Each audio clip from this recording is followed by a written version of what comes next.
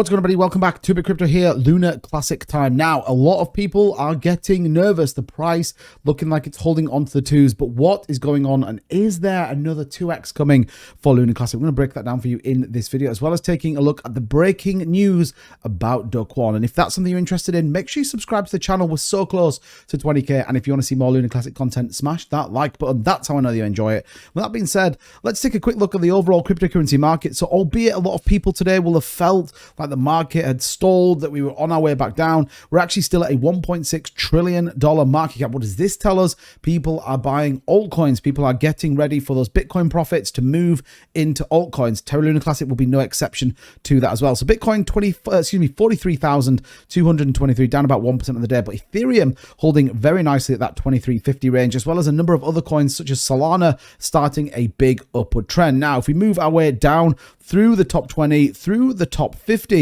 and we land on the 54th highest ranked cryptocurrency right now, we see Terraluna Classic there down about 8% on the day, still though 71% up on the week, and you have to have a level of context to it. Now, a couple of things to be mindful of. Our market cap still at $1.17 billion market cap, but our volume dipped to 284 million.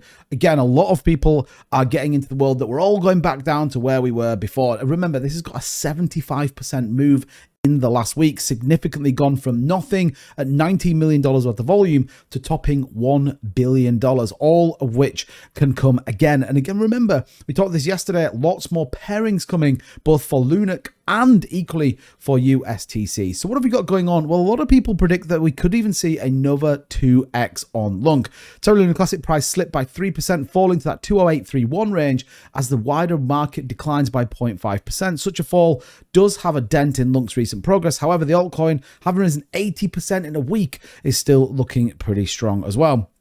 Ultimately, we have seen a price doubling in the last 30 days, so a cool-off is absolutely expected. Likewise, we're seeing it in the broader cryptocurrency market. But what we do have is the RSI now dropped from 90 to 70. Again, that tells us we've come out of that overbought range and moving back into a much more sustainable range. And the direction currently suggests that it could fall further, bringing Terraluna Classic price with it. And again, we'll take a look at the technicals in just a minute. However, what we do have, though, is the trading volume reinforces the view that it remains in a period of expansion, with volume reaching 600 million, in contrast to the less than 20 million a couple of months ago.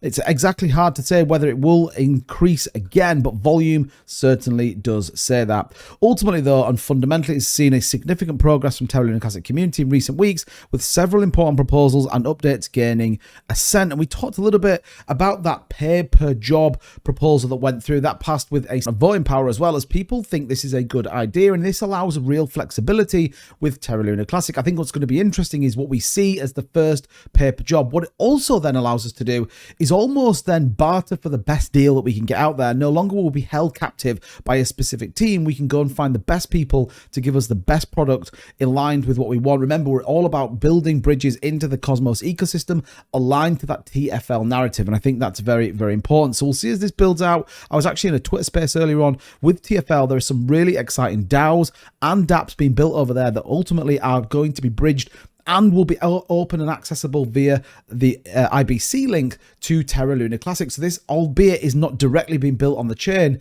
is going to support us in getting there. Also, I've been in discussions with some projects that are currently building in the background that could be coming to the Terraluna Classic chain. So if you're bullish for that, make sure you smash the like button, because we may have some pretty exciting content for you guys very, very soon as we see this continue to build out. And what it does and what it has done is drive a new view of hype, a new view of excitement with Terraluna Classic. We're seeing people build. Don't forget, $10 million from TFL will be funding, supporting part of the chain build out as well. So what else do we have going on right now with Luna Classic? Well, ultimately, we got this news, breaking news, that the Terra founder Duan extradition to the US has been approved. So the big question here is, does it make a difference? Does this ultimately affect Terra as well as Terraluna Classic? But I guess the main part is that he has been extradited to the US as opposed to South Korea, which is what he wanted to do. So in a significant breakthrough, an ongoing legal saga surrounding the founder of Terraluna, Duan, the known as Duan, reports indicated that he is to be extradited to the United States. According to Wall Street Journal, Montenegro has privately confirmed its intention to send Duan to the US to face criminal charges. And I guess, again, the debate here is, does this make a difference? Does Duan really have the power once again to move Terraluna Classic, Luna, or USTC? Or are people kind of accepting of the fact that he's out of the picture and ultimately that TFL will move on? Does this even hail an opportunity that we see something with CZ? I've always talked about this. I still can't get away from the fact I think CZ has something to do with it, and I think there could be something aligned to it. Remember, he's not allowed to do anything with Binance, but he could absolutely come over and do something with TFL, and I wouldn't be surprised if that didn't seem to be the case. We do know, like I said, that the extradition is imminent and the trial will likely ensure to address the crimes he's committed during his tenure as the head of TerraLuna. And again, I guess everyone is anticipating what could happen with the price of TerraLuna Classic, Luna, and USTC. Do we see a move, or do people finally get closure with this, and ultimately, therefore, people move on and we can start rebuilding once again? Let me know what you think in the comments down below. That I'm always interested to get your view, and as ever, we'll keep you up to date with everything going on with the latest and greatest in TerraLuna Classic. If we take a quick look at the price, though, like we said, down 7% in this continuation downward trend. Aligned with this, what we want to see, though, we broke through the 20 EMA. We'll be looking for a bounce off this, so we could actually get a little bit worse, hovering around maybe that 19.2 to maybe 18.9 range before we might start to see a bounce to the upside. Now, what we do know is that we have a couple of relief rallies on this chart as this kind of moves in, but the longer term is still very bullish. Our volume dripping off a little bit.